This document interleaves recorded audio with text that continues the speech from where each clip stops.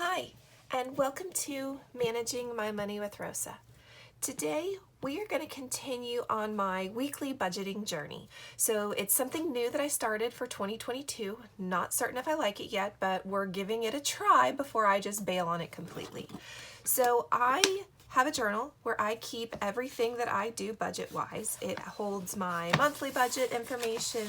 I write notes to myself on what I need to do, and I was starting to realize I don't know where all my money's going. I am struggling to figure out why my sinking funds, I feel like, aren't getting stuffed every month.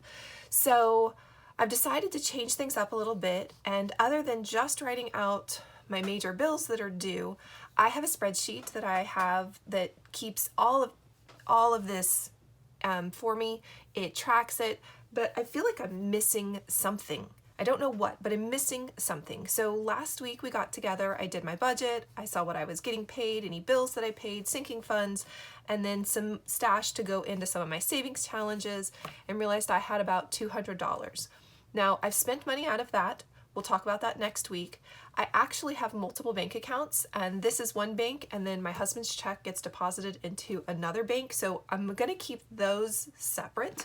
So this month, I'm gonna put week 1, week 2, week 3, week 4 in order. I think next month I might try my check, and then his check next to each other. So we'll have to see how all of that works out. So January budget, January week 2. So I was really afraid that I just don't understand where it's all going. Sometimes I do, sometimes I don't, but I feel like my sinking funds are really getting the short end of the stick. So because of that, we're gonna write all of this out. So start with the same as mine, and that is income. And this was my husband's check. Now this was very abnormal for him. This included holiday pay. He worked 40 hours. He worked another 40 hours. So this was a lot more than what his check typically is. And it was $1,145.23. Typically his checks come in around the $800-900 mark, and that's it. So I typically only budget have an $800 budget to work with when it talks about his check. So really excited and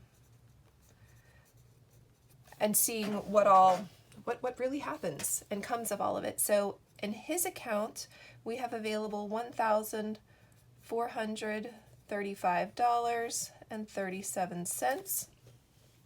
Now, I do actually pay one bill out of his account, but it's part of the cash funds. I pay that bill with cash, so unlike how I put mine with bills, his is what is going to be part of cash funds. All right, and the first cash fund is he gets cash.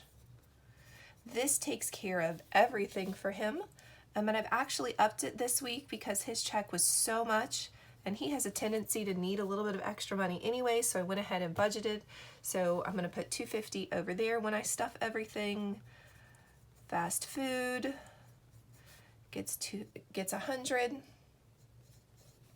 Gas, this is for my car, not for him. That comes out of his $250, is $50.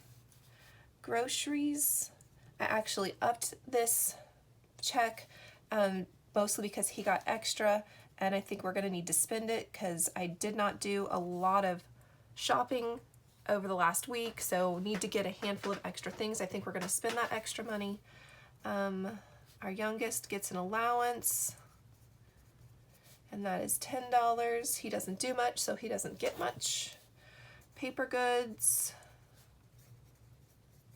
and that is $25. And then pet, and that's gonna get 10.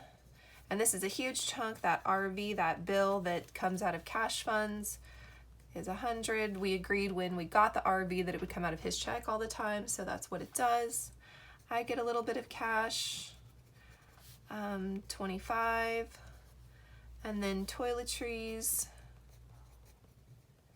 and that's gonna get another 15. So in all, that's $800 $35 that's going to be spent out of there. So we have $310.23 that is left. So those are all the cash funds that are going to get money when I stuff everything. And then sinking funds are also going to get some. So the first is family birthday, and that gets 25.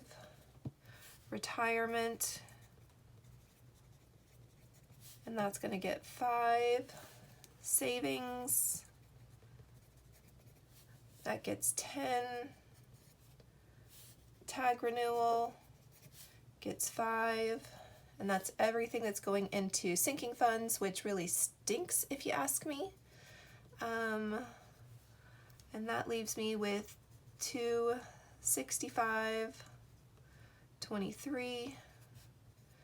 I think that's really lousy for sinking funds. So far sinking funds are getting the short end of the stick, if you ask me.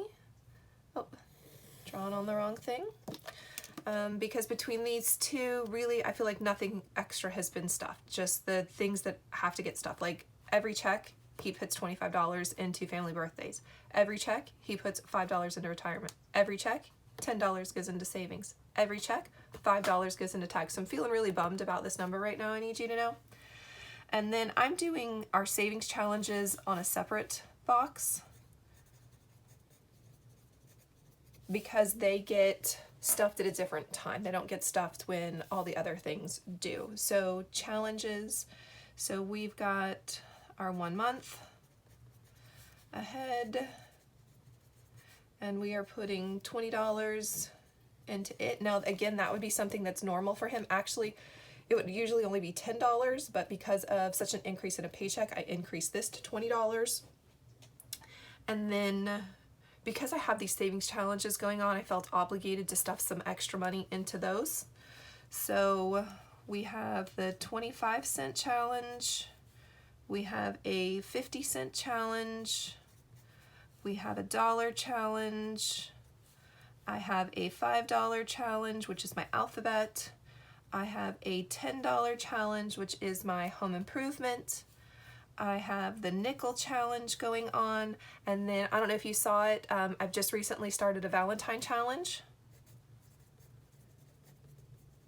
I will put a link up, or a card up in the corner and a link down in the description if you'd like to see about my Valentine challenge. It is a sheet that I made that you can make too. It's a DIY. I love it. So we're going to put $20 there. The quarter's going to get $5. 50 cents is going to get $5. The $1 is going to get $5. The $5 is going to get $5. The $10 is going to get $10. The nickel challenge is going to get $7. And the Valentine challenge is going to get $3. And all of this should equal to 40, 20, 25, 30, 35, 40, 45. I can't count all of a sudden. 20, 30, 40, 20, 25, 30, 35, 40, 50, $60, which leaves me with, that would be this line here, 205.23. Now, this actually is going to be a carryover. My husband has a tendency, he's a spender, I'm a saver. So he has a tendency to need extra money past this. So we're going to see how much of this really is carried over into the week 3. So it's going to be interesting for me to come in and fill in how much was spent out of this. Like, I know I spent $40 on groceries on week 1 because I didn't have grocery money and I needed some stuff. So I know that I've taken money out of here.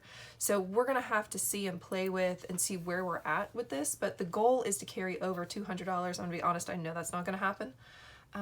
Carry over to week 4. That's when he gets paid again. So I'm week 1, he's 2, I'm 3, he's 4, so it'll be week 4. So I'm very interested in seeing where we end up with this carryover. I feel like I have way more money than I should have. That kind of scares me because I feel like every month I end up, especially his account, we start at zero almost every paycheck. So I'm a little interested to see how this continues to work out, and what happens in weeks 3 and 4 of this month. So thank you so much for joining me today on Managing My Money with Rosa. I appreciate you stopping by.